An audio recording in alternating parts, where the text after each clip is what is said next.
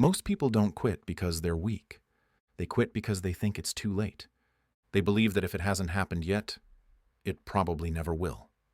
But the truth is, the moment just before everything changes often looks exactly like failure.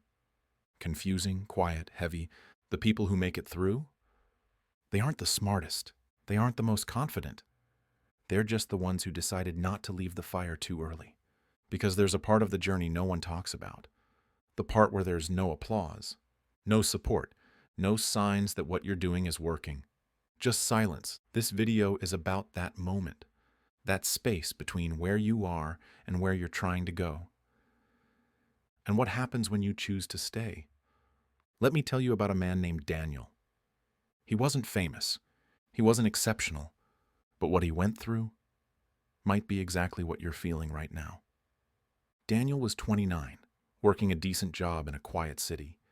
From the outside, things looked okay. Stable income, a small group of friends, a rented apartment. But on the inside, something was off. Every morning he woke up with a tightness in his chest.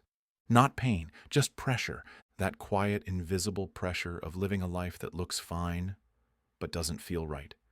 He'd get through work, come home and just sit. Not reading, not watching anything, just scrolling. Waiting for the day to end so he could start another one. And one night, in the middle of that silence, he whispered something to himself he hadn't said out loud before. I don't know who I am anymore. That sentence changed everything. Not because it gave him answers, but because it finally asked the right question. He didn't sign up for a course. He didn't move cities. He didn't even quit his job. He did one thing. He gave himself 30 minutes a day to stop hiding from himself. No distractions, no background noise. Just a walk, a pen, a blank page. At first, nothing happened. It felt awkward, uncomfortable. He kept wondering if this was a waste of time. But by day 11, he noticed something strange. For the first time in months, he had a thought that wasn't filtered by fear. He wrote, "Maybe I'm not lost. Maybe I just haven't been listening." That one sentence was like a crack of light under a locked door. So he kept going. Every morning he started waking up 20 minutes earlier. Not for productivity, not to hustle, just to be intentional. He cleaned his room. He organized his thoughts. He started drinking water first thing in the morning. Nothing dramatic, but slowly those small actions started building someone new. Not a different person, just a more honest version of himself. Then came the challenge. 3 months later, the company he worked for shut down his entire department. Suddenly, Daniel was jobless and terrified. But this time, he didn't break. He didn't spiral. He didn't scroll for 7 hours hoping to forget.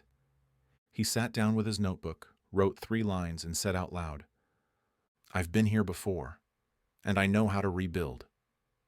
That's when it hit me. Real strength doesn't show up in your best moments. It shows up in the middle of the storm, when the noise is gone and all that's left is you. That's what discipline is. Not a punishment, not a productivity hack, but a form of self-respect. Daniel didn't build $1 million brand. He didn't become a motivational speaker, but he became something much rarer. He became consistent, grounded, quietly powerful. He got a new job months later, better aligned, less draining. He rebuilt his savings. He reconnected with his younger brother, started running on weekends, and even began mentoring a junior colleague at work. Not because he had more time, but because he had more clarity. You see, most people think the breakthrough comes with a big moment, but often it comes with a small one, a whisper, a walk, a glass of water, a decision not to disappear into distraction. So if you're there now, in that quiet stretch of time where nothing feels certain, don't rush to escape it. Let it do what it's supposed to. Let it rebuild you. There's something on the other side of this that most people will never find. Because they quit too early. Because they mistook silence for failure. But not you.